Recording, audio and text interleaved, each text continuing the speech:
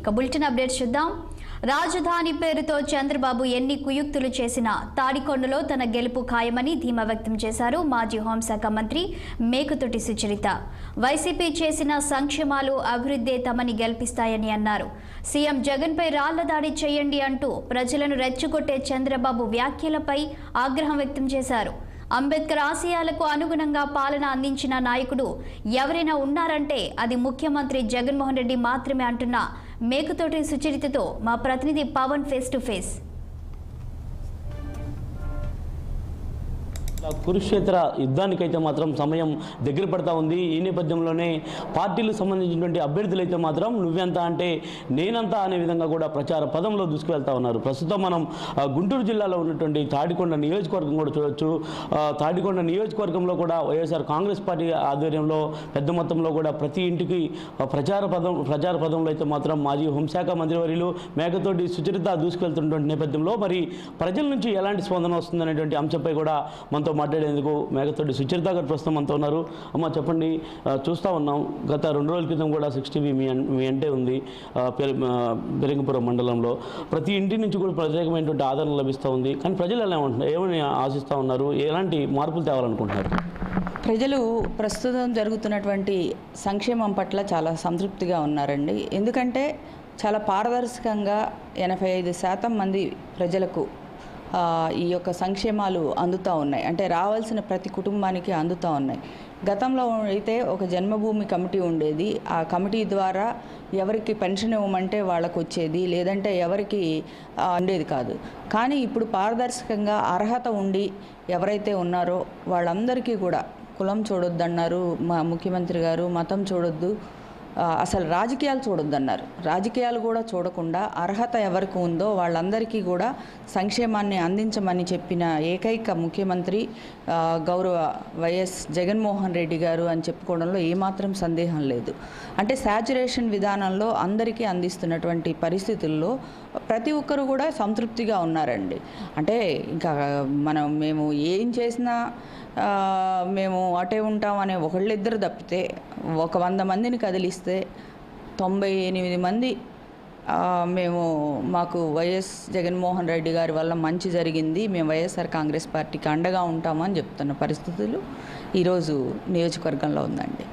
అలాగే ప్రతిపాడు ప్రజలు కూడా నన్ను ఎంతో ఆదరించి సొంత తోబుట్టులాగా, సొంత ఇంటి ఆడపడుచులాగా ఆదరించి మరి నాకు 3 సార్లు విజయాన్ని ఇచ్చారు.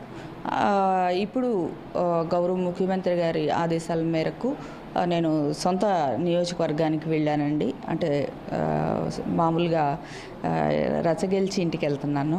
అయితే మరి ప్రతిపక్ష పార్టీ అధినేత చంద్రబాబు సైతం అన్నారు, అంటే పత్తిపాడులో ఉన్నటువంటి వెండి నాణ్యం తాడికొండ వెళ్తే బంగారం అవుతుందా అని. అలాంటి మాటలకు ఎలా చెప్పచ్చు? ఆయన వెండి నాణ్యం కూడా అనలేదండి, మీరు ఇంకా పాలిష్డ్గా చెప్తున్నారు. చల్లని కాసు అన్నాడండి, చల్లని నాణ్యం అన్నాడు. చల్లని నాణ్యం అంటే ఇప్పుడు ప్రతిపాడులో ఆయన పెట్టుకున్న అభ్యర్థి ఉన్నాడండి. ఆయన ఐఏఎస్ ఆఫీసర్ ఇక్కడ చేశారు. ఆయన్ని రాజకీయంగా 2019లో కర్నూలు జిల్లాలో పోటీ చేయించారు. అక్కడ ఓడిపోయారు. అక్కడికి వెళ్లకుండా మరి అక్కడే మళ్ళీ పోటీ చేయాలి కదండి. ఆయనకి ఎక్కడ జిల్లాలు దాటిచ్చి ట్రాన్స్ఫర్ ఇచ్చి ఇక్కడ ప్రతిపాడులో సీట్ ఇచ్చారు. నేను ఇక్కడే ఉండి 3 సార్లు గెలిచిన దాన్ని మరి నేను ఆయనకి చల్లని నాణ్యంగా ఎలా కనపడ్డానో, మరి ఒక సామాన్య దళితురాళ్ళని ఉద్దేశంతో మాట్లాడారో తెలియదు. కానీ ఓ చల్లని నాణ్యం ఇక్కడ బంగారం అయిద్దా అన్నారు. అసలు మీరు చంద్రగిరి నుండి కుప్పం పోయిన వాళ్ళు మీరు ఎట్లా అనుకుని పోయారు? సరే, మీరు అధినాయకుడు కాబట్టి మీ ఇష్టానుసారంగా అనొచ్చు. ఇంకెక్కడా మీరు రాష్ట్రంలో ఎక్కడ ఏ నియోజకవర్గాల్లో మార్పులు చేర్పులు ఎప్పుడు చేయలేదా మీ రాజకీయ చరిత్రలో? అది తప్పండి. నేను అదే అంటుంది. మీరు ఒక్కసారి ఎదురోళ్ళ మీద 1 వేలు చూపిస్తే మనకి 3 వేలు మన తిప్పి మన తప్పులు ఎత్తు చూపిస్తాయి. ఏం చెప్తారు రాజకీయ పార్టీలు కాకుండా ఒక సాధారణ మహిళగా ఏం చెప్తారు రాజకీయ పార్టీ నేతలకు? ఏదైనా డాక్టర్ బిఆర్ అంబేద్కర్ గారు ఇచ్చినటువంటి రాజ్యాంగం మనకు చక్కని దిశ ఇచ్చిందండి. ఎలా ఉండాలి, ఎలా రాజకీయ నాయకుడు, పాలకుడు ఎలా ఉండాలి, పాలన ఎలా చేయాలి అని సుస్పష్టమైనటువంటి సూచనలు అందులో ఉన్నాయి, పొందుపరచబడి ఉన్నాయి. అందరూ అంబేద్కర్ గారి ఆలోచన విధానంతో ముందుకు వెళ్తున్నారు. శ్రీ వైఎస్ జగన్మోహన్ రెడ్డి గారు.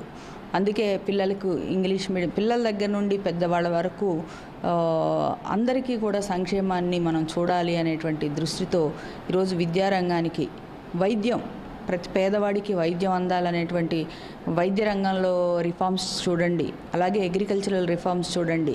ఈ 3 రంగాలు పటిష్టంగా ఉంటే రాష్ట్రంలో అందరూ బాగుంటారు. పోర్టులు అంటే ఇవి అందరికీ సామాన్య ప్రజలకు చేరినటువంటి అంశాలు. మనకున్నటువంటి కోస్ట్ ఏదైతే ఉందో దాని మీద కావాల్సిన పోర్టులు నిర్మిస్తూ ఉన్నారు అభివృద్ధి కోసం.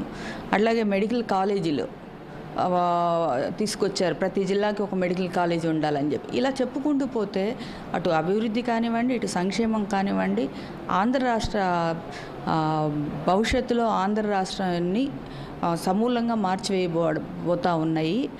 అది జగన్మోహన్ రెడ్డి గారి ఆలోచన విధానం, అంబేద్కర్ గారి ఆలోచన విధానంలో సామాన్య ప్రజలకు స్ట్రెంగ్తెన్ చేసుకుంటూ అభివృద్ధిని ముందుకు తీసుకెళ్తా ఉన్నటువంటి విధానం. అక్కడ సామాన్య ప్రజల్ని వదిలేశారు, అభివృద్ధిని వదిలేశారు, 5 లక్షల ఉద్యోగాలు అన్నారు. నేనైతే చెప్తున్నానండి, ఒకే ఒక నోటిఫికేషన్తో 1,35,000 సచివాలయ ఉద్యోగాలు క్రియేట్ చేసిన వ్యక్తి ఎవరన్నా ఉన్నారంటే అది వైఎస్ జగన్మోహన్ రెడ్డి గారు. తాడికొండ నియోజకవర్గంలో అయితే తను గెలుపు నల్లేరు మీద నడకే తను ఖచ్చితంగా తాడికొండ నియోజకవర్గంలో వైఎస్ఆర్ కాంగ్రెస్ పార్టీ జెండా ఎగురవేయడానికి మాత్రం తప్పకుండా కృషి చేస్తానని చెప్పి కూడా ధీమా వ్యక్తం చేస్తూ ఉన్నారు.